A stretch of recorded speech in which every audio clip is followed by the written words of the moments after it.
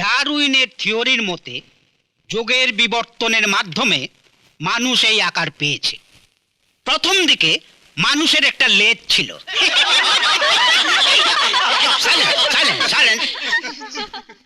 সেই লেজ খসে পড়তে পড়তে পড়তে পড়তে একেবারে বিলীন হয়ে যায়। এই বিষয়ের উপর এটা আমার তৃতীয় লেকচার।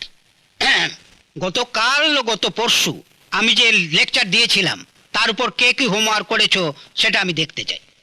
রবিন, তোমার নোট খাতা নিয়ে এসো।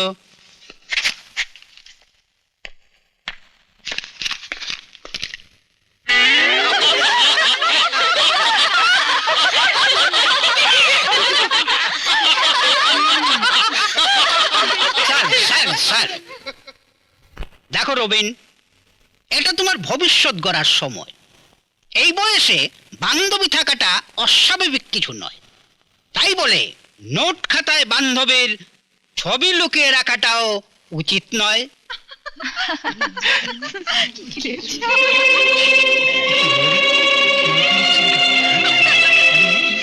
এবার দেখি মেয়েরা কে কেমন হোমওয়ার্ক করেছো। দেশা, ইয়েস স্যার। তোমার নোট।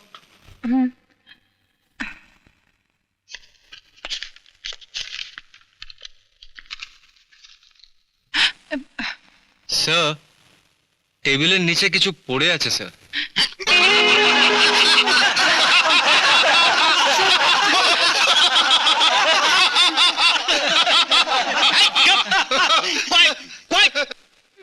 আজকালকার ছেলে মেয়েদের হলোটা কি? জীবন সাথীর ব্যাপারে আজকাল ওরা অ্যাবনর্মাল রুচির পরিচয় দিচ্ছে।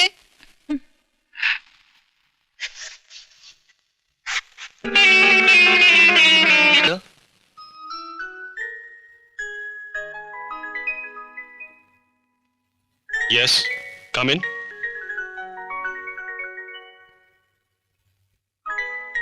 Yes? আমি একটা চাকরির জন্য এসেছি। চাকরি? পেপারে আপনাদের বিজ্ঞাপন দেখে। ও, কিন্তু ইয়াং ম্যান, ওটা তো মহিলা ক্যান্ডিডেটদের জন্য। আমি জানি স্যার, আমি এসেছি আমার মার চাকরির জন্য। আমার মা শিক্ষিতা, বুদ্ধিমতী, মানে এই চাকরি করার সব রকম যোগ্যতা তার আছে। দেবেন স্যার চাকরিটা? ঠিক আছে, একটা আবেদনপত্র পাঠিয়ে দিও। আবেদনপত্রে আজকাল চাকরি হয় না স্যার। আপনি যদি দয়া করে চাকরিটা দেন তাহলে আমার মাকে আর দুবেলা ওই টিউশনই করতে হয় না। জানেন স্যার, এই টিউশনই করে আমার মা আমাকে এত বড় করেছেন, লেখাপড়া শেখাচ্ছেন। খুব কষ্ট। মা সকালবেলা বেরোন, ফেরেন বেলা 10টায়, আবার সন্ধ্যেবেলা বেরোন, ফেরেন রাত 10টা 11টা। স্যার, স্যার দেবেন স্যার চাকরিটা? মাকে খুব ভালোবাসো না? আমার ওই মাই আছে স্যার। ঠিক আছে, তোমার মাকে নিয়ে এসো, আর সঙ্গে একটা আবেদনপত্র আনতে ভুলো না। Thank you sir, thank you very much. Thank you sir.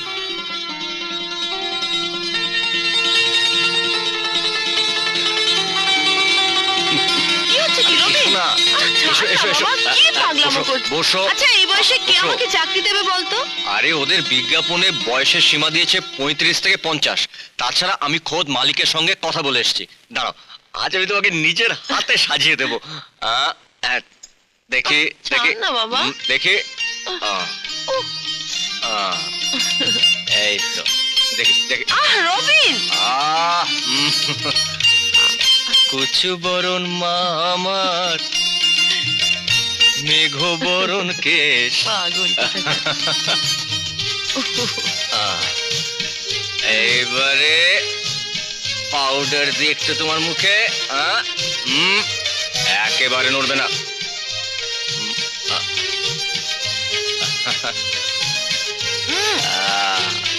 এই তো। নাও, এটা লাগিয়ে নাও। এটা না লাগিয়ে তো তুমি আবার বাড়ির বাইরে যাবে না। পাগল ছেলে কোথাকার।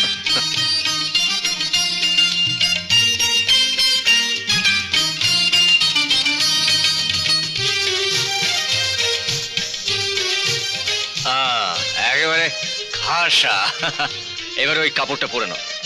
উফ, তোকে নিয়ে আমি আর পারি না।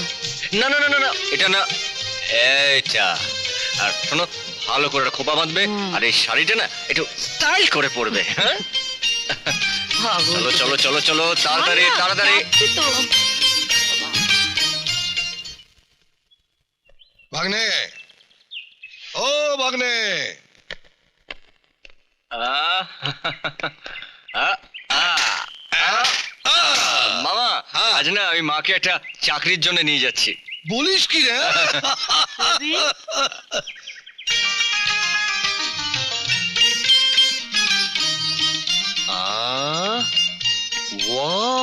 what a gracious lady! মা, তুমি যে এত সুন্দর, আগে তো আমি জানতাম না। ধ্যাৎ, পাগল। মামা, বল না। মামা তুমি বলো তো, যে আমার মার মতন সুন্দর গোটা পৃথিবীতে আর কেউ আছে? ওরে হতভাগা, আমার বোনের চেয়ে এত সুন্দর মন আর কারো আছে? মামা, দেরি হয়ে যাচ্ছে, চলো মা, বেরিয়ে চলো পড়। চলো, দেরি হয়ে যাচ্ছে, চলো।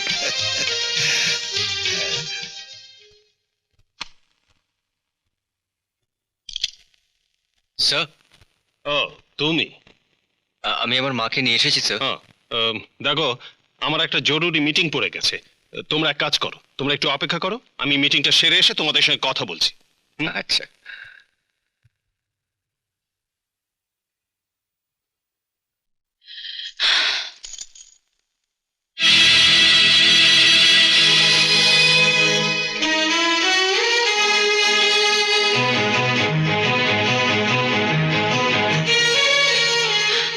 তোমার গর্ভের সন্তানের দিব্যি ভবিষ্যতে কোনোদিন জয়ের মুখোমুখি হওয়ার চেষ্টা করবে না।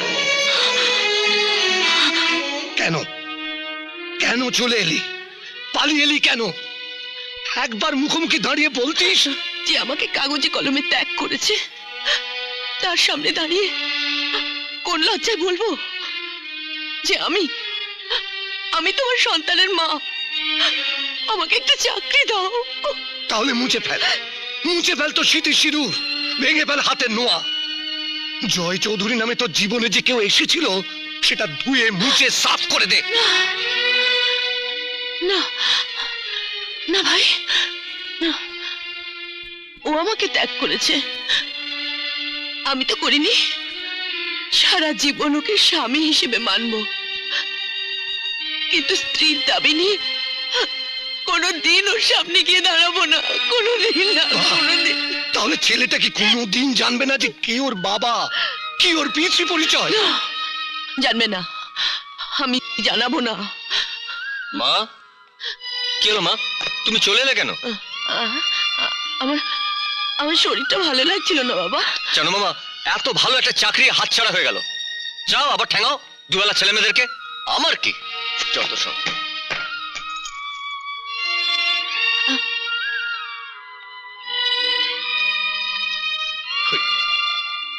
ওই টপিকটাকে একবার যদি পেতাম।